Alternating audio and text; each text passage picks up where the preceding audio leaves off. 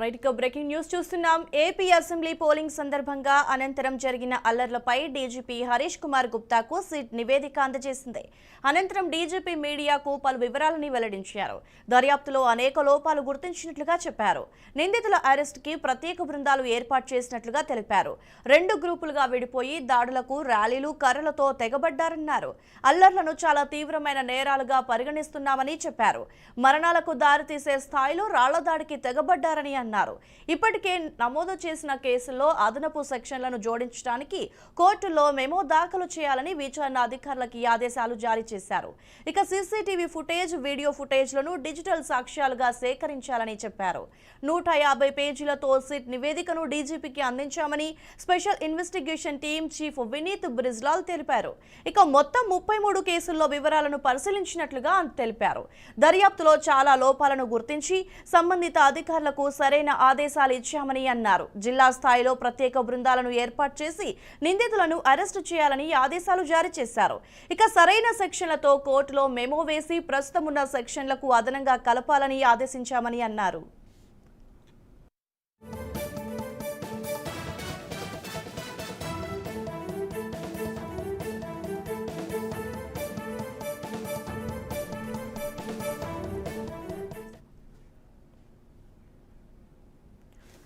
Right గా breaking news చూస్తున్నాం. AP assembly polling సందర్భంగా అనంతరం జరిగిన అల్లర్లపై డీజీపీ హరీష్ కుమార్ గుప్తాకు సిట్ నివేదికని అందజేసింది. ఇదే అంశానికి సంబంధించి మరింత సమాచారం మా ఎగ్జిక్యూటివ్ ఎడిటర్ శివప్రసాద్ లైవ్ ద్వారా అందిస్తారు. శివప్రసాద్, చెప్పండి. ఏపీ అసెంబ్లీ పోలింగ్ సమయంలో జరిగిన అల్లర్ల సంగతి మనకు తెలిసిందే. అయితే విచారణకు సంబంధించి సిట్ ఏర్పాటు చేయడం జరిగింది. మొత్తం 150 పేజీలతో కూడిన నివేదికను డీజీపీకి అందించినట్లుగా తెలుస్తుంది. దీనికి సంబంధించిన పూర్తి వివరాలేంటి? గిరిజా ఈరోజు అంటే కొద్దిసేపటి క్రితం ఈరోజు మధ్యాహ్నం డీజీపీకి సిట్ నివేదిక ఇచ్చింది. ఈ నివేదిక 150 పేజీల నివేదిక. ఇది దాదాపు ఇంటీరియం నివేదికగానే దీన్ని భావించాలి. అంటే తాత్కాలికమైనటువంటి నివేదిక, సంక్షిప్త రూపం ఇది.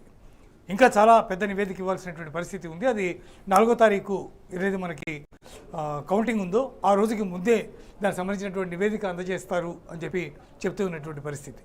అయితే ఇచ్చిన ఇంటీరియం నివేదికలు కూడా చాలా స్పష్టంగా జరిగినటువంటి లోటుపాట్లన్నీ కూడా సిట్ చాలా క్లియర్గా పేర్కొంది. పాయింట్ వైజ్ వరుసనే చక్కగా ఎందువల్ల అల్లర్లు జరిగాయి అనే దాన్ని సుస్పష్టంగా ఇచ్చేసింది మొత్తం అంతా కూడా. 1370 మంది మీద కేసులు నమోదైతే అల్లర్లో పాల్గొంటే వాళ్ళలో 33 మంది మీద మాత్రమే కేసులు నమోదైనాయి ఇప్పటి వరకు. చూడండి ఎంత వ్యత్యాసం ఉందో. 1370 మంది అల్లర్లో పాల్గొన్నారు. వాళ్ళలో 33 మంది మీద మాత్రమే కేసులు నమోదైనాయి. అవి కూడా అల్లటప్ప కేసులు. వాడు ఏ ఎఫెన్స్ చేశాడో ఆ ఎఫెన్స్కి తగినటువంటి కేసులు కాదు. As per Indian penal code ఏమేమైతే నమోదు చేయాలో కేసులు ఏమీ నమోదు చేయలేదు. ఇది చాలా ప్రధానమైనటువంటి అంశం. దీంట్లో పోలీసుల యొక్క పాత్ర చాలా ఉంది. ఒక నేరానికి ఫలానా శిక్ష అనేది కనుక ఉంటే చాలా చోట్ల హత్యా ప్రయత్నం కేసు నమోదు చేయాల్సి ఉంది. గొడ్డలు పెట్టి దాడి చేసి మొహం అంతా కూడా ఇక్కడ చెక్కేస్తే ఇటువంటి పరిస్థితి వస్తే కూడా దాని మీద కూడా చాలా అతి చిన్న కేసు నమోదు చేసినటువంటి పరిస్థితి ఉంది.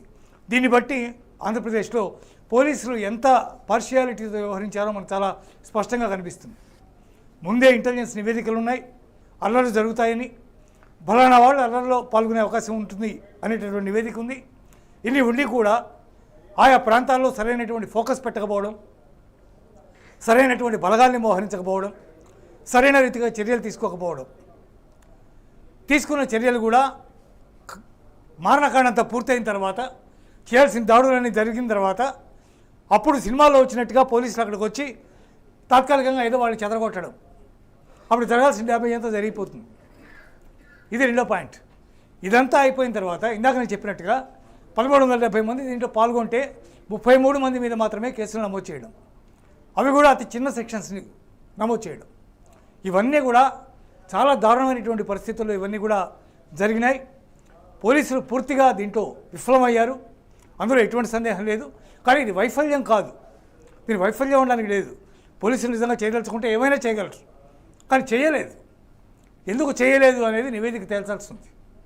సిట్ నివేదిక ఏదైతే ఇచ్చిందో ఇవాళ దాంట్లో కొంతవరకు మెన్షన్ చేసి ఉండాలి దాని గురించి.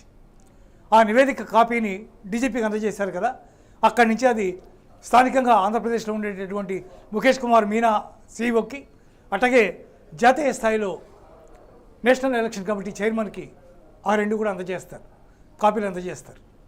కాబట్టి ఇవన్నీ కూడా వాంటెడ్గా జరిగినటువంటివి. ఇవన్నీ కూడా ఎవరు చేస్తున్నారో ఎందుకు చేస్తున్నారో తెలుసు.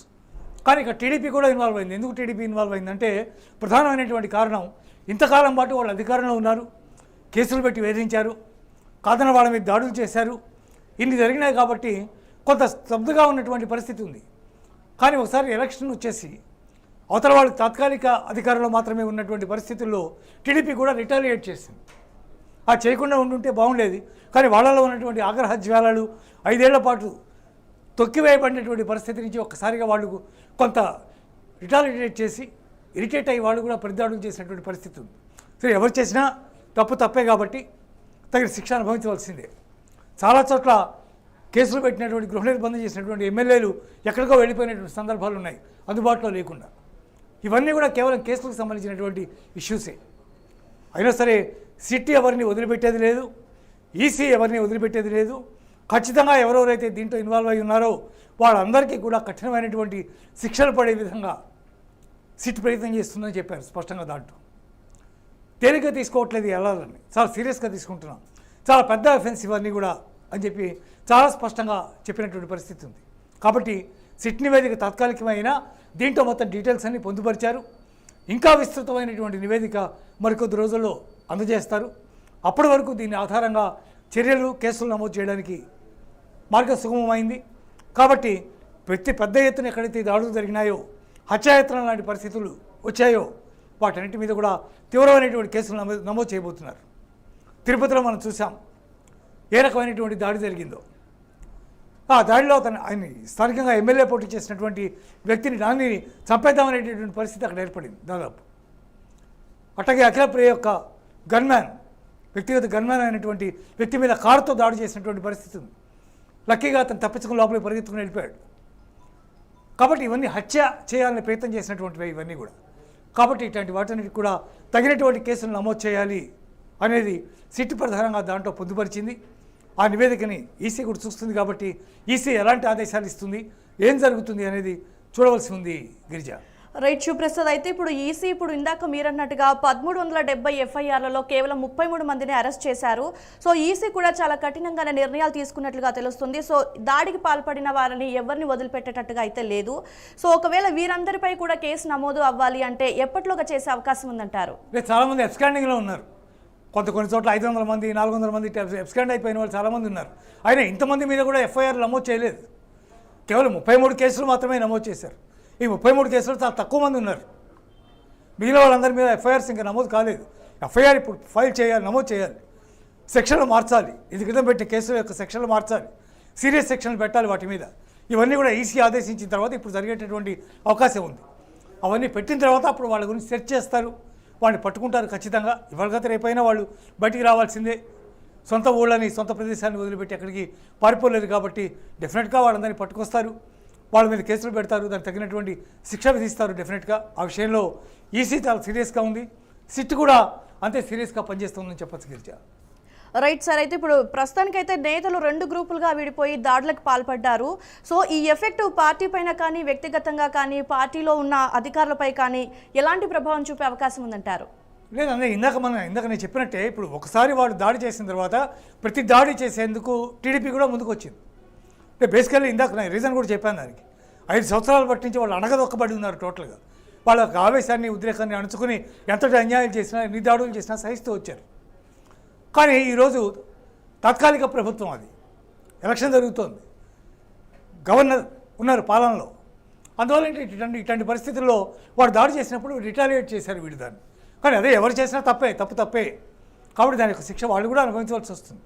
అంటే పార్టీ అధినాయకత్వం మీదో, వాళ్ళ మీద వీళ్ళ మీద దీని ప్రభావం చూపించే అవకాశం లేదు.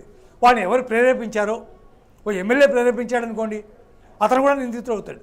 ఓ ఎమ్మెల్యే క్యాండిడేట్ ప్రేరేపించాడు అనుకోండి, అతను కూడా నిందితుడు అవుతాడు. అటువంటి కేసులు తప్ప పెద్ద అధినాయకత్వాల మీద కేసులు పెట్టేటటువంటి అవకాశం మాత్రం లేదు. Right, thanks for the update sir.